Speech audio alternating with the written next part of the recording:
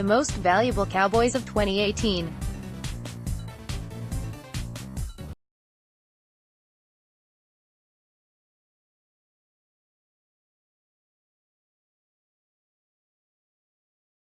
The Cowboys played 5 games without Shanley last year. The opponent averaged 29.8 points per game. The Cowboys played 10 games with Shanley last year. The opponent only averaged 16.2 points per game. Sometimes a whole lot of change is not a bad thing at all. Mickey Spagnola, DallasCowboys.com. Mickey Spagnola makes great points on how the new coaching staff could make a difference in more ways than one. Of course, there certainly is something to be said for continuity. But there also is the looming liability of staleness when it's same ol' same ol'. Sometimes, and not saying this took place, but the possibility always exists, that breeds complacency. You know, heard that, tune that out. How Dalton Schultz will fit into the Cowboys' 2018 offense. David Howman, blogging The Boys. Howman breaks down how rookie tight end Dalton Schultz could fit into the Dallas Cowboys offense after the retirement of Jason Witten. The offensive line for Stanford was pretty talented, but Schultz was utilized as a blocker almost as often as the offensive linemen were. When he became the starting tight end as a sophomore, he helped block for McCaffrey, who accrued 1,603 rushing yards and 13 touchdowns. The next year, Schultz helped block for Love, who had 2,118 rushing yards and 19 touchdowns. Those are some pretty gaudy stats. When you consider that Elliott is a better running back than McCaffrey or Love, and that Dallas' offensive line is infinitely better than Stanford's, it would make sense to think that, with Schultz blocking, the Cowboys' offense could be even better than 2016. That year Elliott had 1,631 rushing yards and 15 touchdowns, en route to leading the league in rushing, being named an All-Pro as a rookie, and breaking the franchise rookie rushing records set by Tony Dorsett and Herschel Walker. What Chidobe Awuzie is on track to become after full season of workouts. Christy Scales, Sports Day reporter Christy Scales gives her opinion on who she thinks will be the top cornerback in Dallas in 2018. Who do you think is going to wind up being the Cowboys' top CB this season? Scales, Chidobe Awuzie has the chance to take over as the Cowboys' top cornerback this season for several reasons. With veteran Orlando Scandrick's departure, there is a void at the top of the CB food chain. The Cowboys also have a new DB's coach, Chris Richard, so it's a clean slate for all players because the new position enters the room with fewer preconceptions. Jalen Smith, measuring success. Stephen Vanover, Pro Football Talk line. Vanover provides optimism surrounding third-year linebacker Jalen Smith. Jalen Smith improved his 20-yard shuttle time from 4.03 in 2017 to 3.98 this season.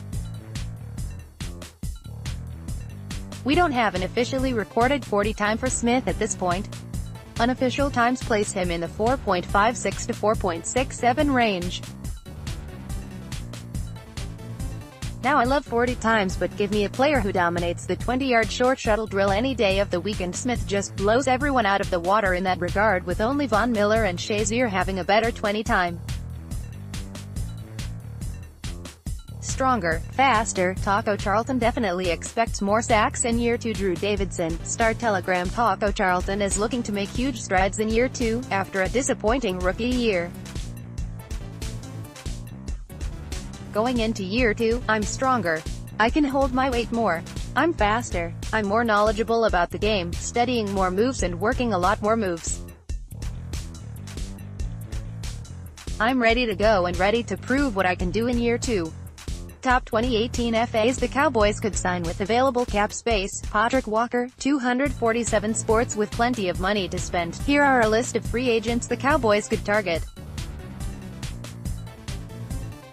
When Navarro Bowman was released by the San Francisco 49ers in 2017, many wondered if the Orange still had juice in it.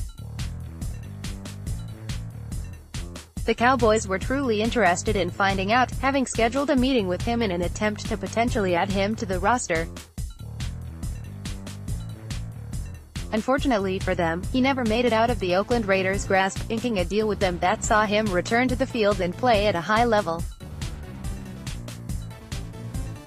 Now a free agent once again, Dallas has their work cut out for them if Bowman truly wants to remain in the Bay Area, with reports the Raiders having some type of interest in seeing him return for 2018.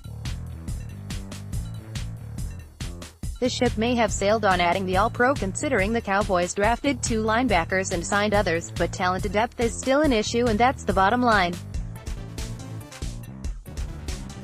Cowbuzz, what the players are saying after Week 2 of OTA workouts. Margot Gill, DallasCowboys.com. Gill keeps us up to date with what the Cowboys players are saying on social media after Week 2 of OTA practices.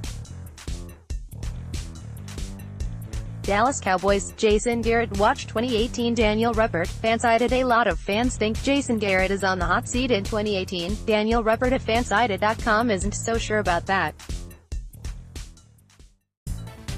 This is where I had to take pause and suspend my hope that Jason Garrett will be gone if things go poorly again.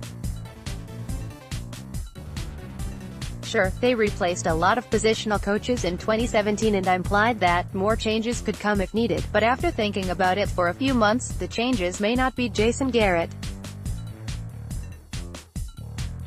First, there were no changes to the offensive and defensive assistant coaches in Rod Marinelli and Scott Linehan. There have been rumors off and on the retirement of either, but a bad 2018 could signal the end of one or both. This would be the changes implied. If the offense is bad this year, Linehan could be the scapegoat and Jason Garrett could reclaim play calling. Maybe that's what Jerry has in mind. Like it or not, this is a real possibility. Next, on the topic of the offense, this year's changes on offense could be another reason Jones would keep Garrett. With a complete overhaul to the wide receiver and tight end corps, the offense could struggle in the passing game. This could be seen as a reason for Garrett to keep his job. Jones likes to point to situations as excuses, instead of pointing to the head coach himself.